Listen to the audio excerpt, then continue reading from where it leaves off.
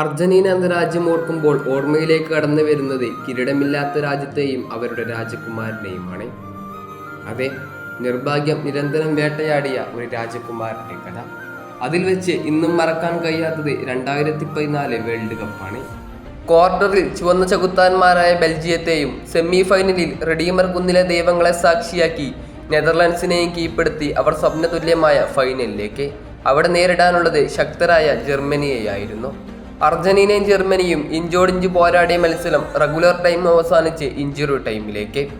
എന്നാൽ പിന്നീട് സംഭവിച്ചത് ഓരോ അർജന്റീനൻ ആരാധകർക്കും മറക്കാൻ കഴിയാത്ത നിമിഷമായിരുന്നു. പകരക്കാരന്റെ വേഷത്തിൽ അവതരിച്ച മാരിയോ ഗോട്സെ ഓരോ അർജന്റീനൻ ആരാധകന്റെയും ഹൃദയം തകർത്തുകൊണ്ട് ജർമ്മനിക്കായി ഗോൾ നേടുന്നു. പിന്നീട് ഒരുപാട് മുന്നേറ്റങ്ങൾ അർജന്റീന നടത്തിയെങ്കിലും അതെല്ലാം നിർഭാഗ്യത്തിന്റെ രീതിയിൽ ഗോളാകാതെ മാറുകയായിരുന്നു. ഒടുവിൽ ഫൈനൽ വിസിൽ മുഴക്കിയപ്പോൾ അർജന്റീനൻ താരങ്ങളും ആരാധകരും പൊട്ടിക്കരയുകയായിരുന്നു. അതിനെല്ലാം ഉപരി കരയാൻ പോലും കഴിയാതെ തൊണ്ടയിൽ ഒരു മുള്ളു കുടുങ്ങിയാലുള്ള അതേ അവസ്ഥയിലായിരുന്നു അർജന്റീനൻ നായകൻ ലിയണൽ മെസ്സി. അതെ, 2014 വേൾഡ് കപ്പും കൈപ്പാടകലെ അവരിൽ നിന്നും അകന്നു പോയിരിക്കുന്നു. ഒടുവിൽ ആ ലോകകപ്പിലെ ഏറ്റവും മികച്ച താരത്തിനുള്ള ഗോൾഡൻ ബോൾ പുരസ്കാരം സ്വന്തമാക്കുമ്പോഴും അയാൾ തന്നിൽ നിന്നും വൈദിപ്പോയ ആ സുവർണ കിരീടത്തെ കണ്ണിമ ഒട്ടാതെ നോക്കി നിൽക്കുന്ന ചിത്രം എങ്ങനെയാണ് ആരാധകർക്ക് മറക്കാൻ കഴിയുക? പിന്നീടുള്ള 2 കോപ്പ അമേരിക്ക ഫൈനലിലും ചിലിയൻ പോരാളികൾക്ക് മുന്നിൽ അയാൾ അടിയറവ് പറഞ്ഞു.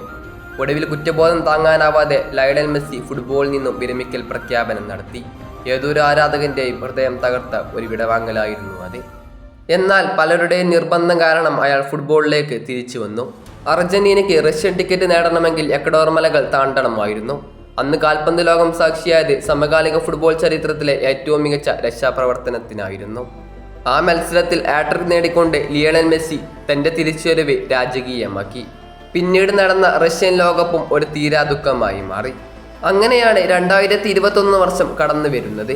ഏതൊരു അർജന്റീനൻ ആരാധകർക്കും ഇന്നും മറന്നു കാണാൻ ഇടയില്ലാത്ത വർഷം.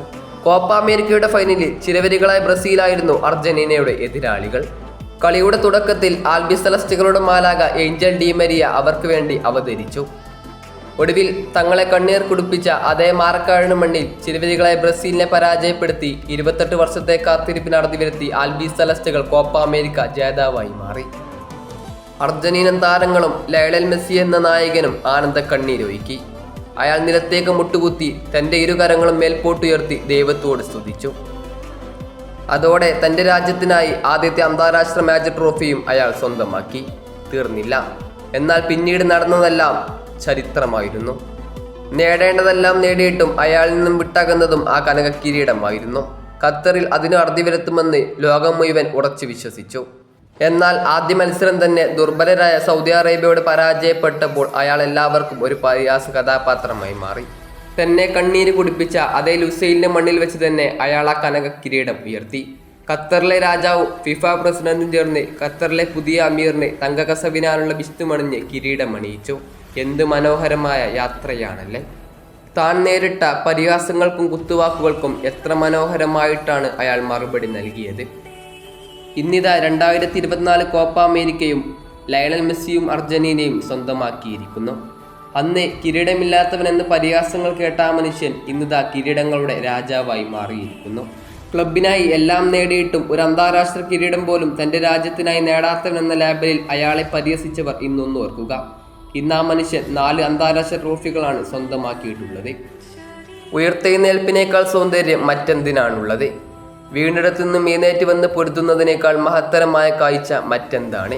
മാറ്റി നിർത്തിയും പരിഹസിച്ചും വേട്ടയാടിക്കൊണ്ടിരിക്കുന്ന ശത്രുപക്ഷത്തിന്റെ മുഖത്ത് നോക്കി പുഞ്ചിരിക്കാൻ കഴിയുന്നതിനും വലിയ വിജയം മറ്റേതാണ്? അതെ, ഇന്നയാൾ പൂർണ്ണനാണ്. തനിക്കേറ്റ എല്ലാ പരിഹാസങ്ങൾക്കും വിമർശനങ്ങൾക്കും കുത്തുവാക്കുകൾക്കും മറുപടിയായി അയാൾ ഇന്ന് ലോക ഫുട്ബോൾ ചരിത്രത്തിലെ ഏറ്റവും മികച്ച കാൽപന്ത് പന്താട്ടക്കാരനായി. ജീവിതത്തിൽ തോറ്റുപോയവർക്ക് പഠിക്കാൻ പറ്റിയ ഒരു യഥാർത്ഥ പാഠപുസ്തകമായി മാറി. ഫുട്ബോളിലെ ഏറ്റവും വലിയ മോട്ടിവേഷൻ താനാണെന്ന് അയാൾ തൻ്റെ ജീവിതത്തിലൂടെ നമ്മെ പഠിപ്പിച്ചു. എത്ര പരാജയപ്പെട്ടാലും വീണ്ടും വീണ്ടും പരിശ്രമിക്കണമെന്ന് അയാൾ തൻ്റെ ജീവിതത്തിലൂടെ നമുക്ക് മനസ്സിലാക്കി തന്നു. ലോകത്ത് 8ാമതൊരു അത്ഭുതമുണ്ടെങ്കിൽ അതും ഇയാളാണ്. ലോകത്തുള്ള ഏതൊരു ഫീൽ ഗുഡ് സിനിമയേക്കാളും നയനമനോഹരമായ പര്യവസാനമുള്ള കഥ. ലോകത്തിലെ ഏറ്റവും മികച്ച കാൽപന്ത് കളിക്കാരൻ്റെ കഥ. ജോർജ് മെസ്സിയുടെയും സിലിയ മരിയയുടെയും മകൻ്റെ കഥ. Story of Lionel Andreas Messi.